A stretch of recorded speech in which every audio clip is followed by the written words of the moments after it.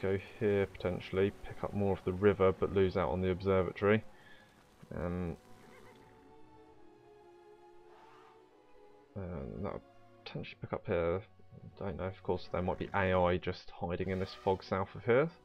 So I don't want to make too many concrete plans about where I'm going to settle until I've done a tiny bit more scouting.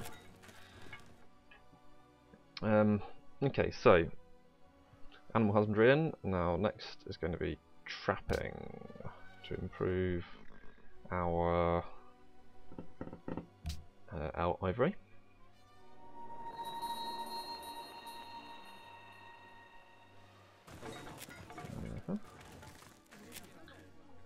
Wine.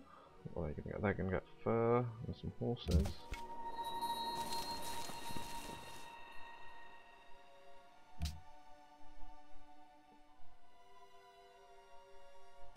Okay. So nothing unsurprisingly of interest there. Let's say not really. It's not really a surprise, is it? Hello? Yes, moving. Good.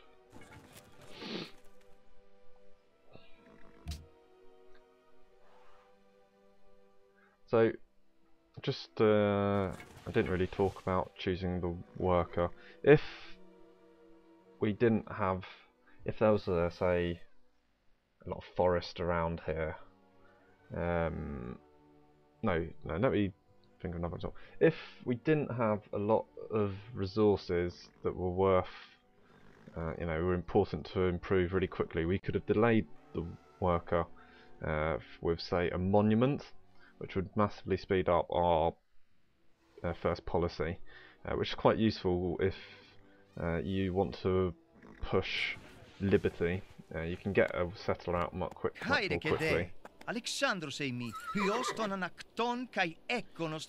So we meet Alexander. He hasn't founded any other cities yet, hasn't hooked up any resources, hasn't got any of these tech, hasn't got writing or anything yet. Got better gold than him, which is nice. So I'm going to show you Info Addict here quickly. It's one of the mods I mentioned. It's very good. It gives you, it's only a UI. It doesn't change any gameplay really. It just gives you the information that I don't understand why they don't necessarily give you in the first place. So you can see here our world rankings in the Empire. For example, Wonders, we're first because no one else has. But technology is discovered, second, because we got 2, and Greece has got 3. On Emperor they start with, I can't remember which tech AIs start with on Emperor off the top of my head. But it's good, so you want to see how compare yourself in manufactured goods, you can, it's very easy. Land area, again, you can, it's very easy. It shows you global relations, things like attitude, how they think about each other, economic relationships and political. Obviously none of that's filled out yet because we've only just met one. Where have they come from? Down here. Okay.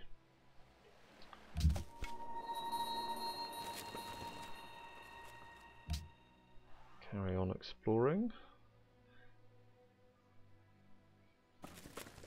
See if we can. There is Athens. He's quite hemmed in there. He's going to get himself some wine. Okay. Good. And we meet Arabia. Quick look, no cities, no writing yet, nothing hooked up. Not too surprising, we're only on turn 13 after all. Now where did Arabia come from? I guess they came from down here somewhere.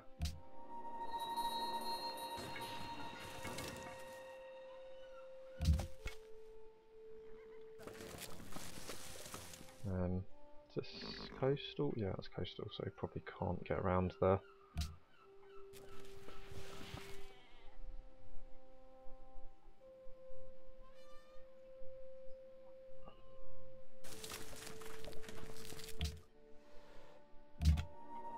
So So it's quite a good idea if you meet an AI this early in the game to scout around their lands as much as possible, because it will let you know when you reveal resources like iron or what have you, whether they're going to have it in their territory, and you can kind of plan accordingly. It kind of gives you that forewarning of what to expect. Okay, so they're quite hemmed. If I wanted to block them, then there's some okay places around here. I could settle on this desert tile, pick up the fish and all this, or I could settle around here somewhere. 1, 2, 3, 4. Okay, so I'd have to settle here, or here, or here, here. I could settle here. Yeah, here. I don't think that would be very good though. So somewhere like here would be good. That'd pick up these. 1, 2, 3. Pick up the 2 horses and the 2 wine, and block off this nicely from Alexander. That's what I want to do if I want to create a block. Okay, so coast down here. So that must mean that Arabia came from our southeast. Explore this coast to see if it's anything interesting there. Right, so we have our worker, and as I said, monument. An early monument is great for pushing culture, speeding up your initial social policy acquisition. Which is good if you want to do some rexing, which is something that I may well want to do. Rexing being rapid early expansion. Or actually it's kind of changed a bit now to just rapid expansion, but early gains are more powerful, so I'm going to stick with rapid early expansion. So yeah, so those social policies are good, but of course, again, you might not want to do that depending on what is around you. You might want to go for another worker if you have loads of resources. Seems fairly unlikely. You want to go for another scout if you've got a lot of scouting to do. It's more important maybe if you have ancient ruins turned on, because you can pick up a few extra ancient ruins before they all go. Or you could go for a warrior. Did I already say that? I don't remember. But I'm going to go with the monument because I want to speed things along. Get into Liberty, try and put a few more cities down. So my priority here is food. I'm going to want the city to grow, so I'm going to improve this tile first.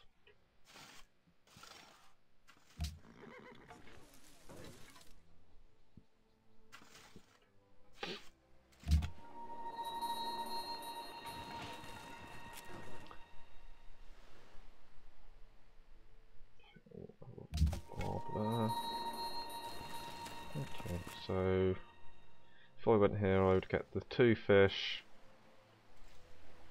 be quite close to Athens, which would potentially piss him off, but I would still pick up these. Not a huge amount of river tiles, which seems like a waste of river tiles.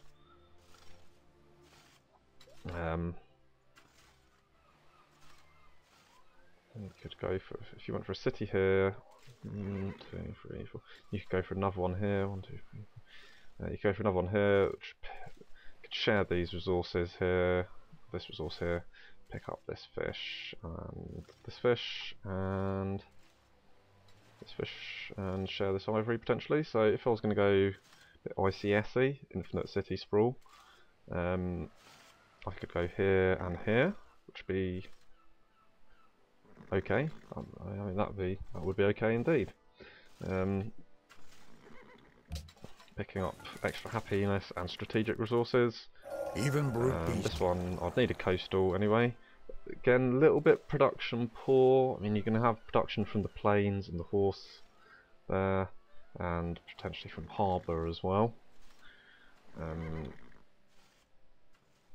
This one, again, quite production poor apart from the planes and picking up stuff from the horse. I mean, this is, you know, you've got to think about these things when you're potentially planning your next city. Do you want more production? Do you want more food? Food equals science. Production obviously equals units, etc, etc. Production can be converted into a lot of things, as can food. So our next tech choice. Got what we want for the ivory. I'm going to think about where we might potentially go next. So I think we're going to probably settle here next. It might change when I see what's down here, but we're going to need a calendar to improve these at some point, and pottery potentially is good for the granary, improve our food across our cities, or we can go mining, settle here, which is another quite strong choice, or here, mining to hook that up. So it's kind of a toss-up between pottery and mining, in my opinion here, and I'm going to go with mining to begin with, because it can improve this hill, and it goes towards masonry, which is a resource we're definitely going to have at some point. Oh, he nearly fucked himself up on me. What an idiot. Okay, yeah, heal. A little bit laggy. That'd be Fraps kicking the crap out of my computer. تحياتي أنا رمسيس الإله إنني تجسيد حي لمصر. Ramses has already got another city down. He comes from down here as well. And let's open up the diplomacy, see what Alexander's gone honour, tradition and liberty.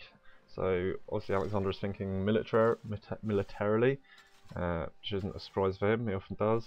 Ramesses is obviously going to try and expand, and Harran is probably going to just fuck himself over. So it's all good to know.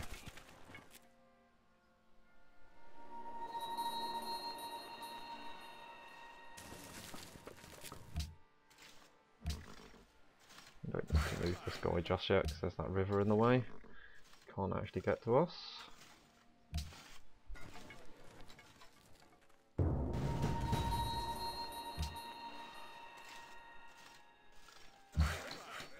Can you get to us? There? Yeah, you can, because there's no unit in the city. Okay, I'll move you down there. You can't get to us there. Wales, that's another unique resource that we don't have.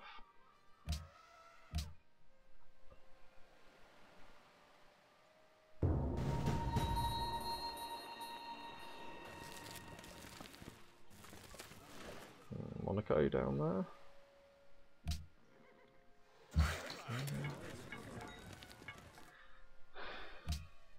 Just running around from this barb a little bit.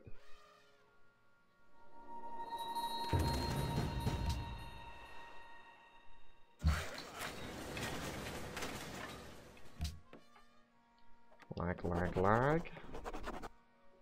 Yeah, there we go. So we are up for our first policy, and we're going to go with liberty. The reason we go with liberty, we've got quite a lot of land to fill, and I want to get the free settler and the settler increase in speed.